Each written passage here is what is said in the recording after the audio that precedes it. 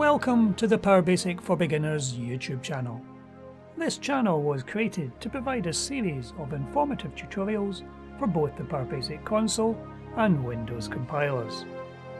Also to allow those new to the language a view of just what can be done using Power Basic, covering everything from third-party custom grids, charting and SQL tools, to practical uses for almost every command in Power Basic.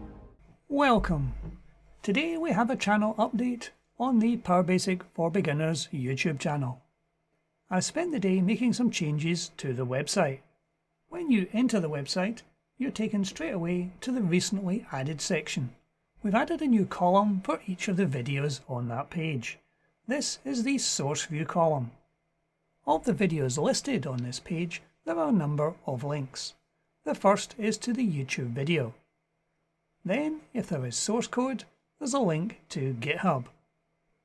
There is then a link to download a zip file of all the source code, and we have added a new column called Source View. If you click on that, you will see we're using the WebCoder DLL to display a list of the source code of the main code module.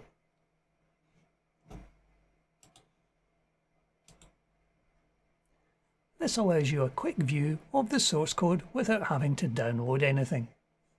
This extra column is on the majority of the web pages. For example, the console compiler, the Windows compiler, the console and Windows compiler, and all the way down. The only one that doesn't have it yet is the by keyword, which is used to search out based on the keywords.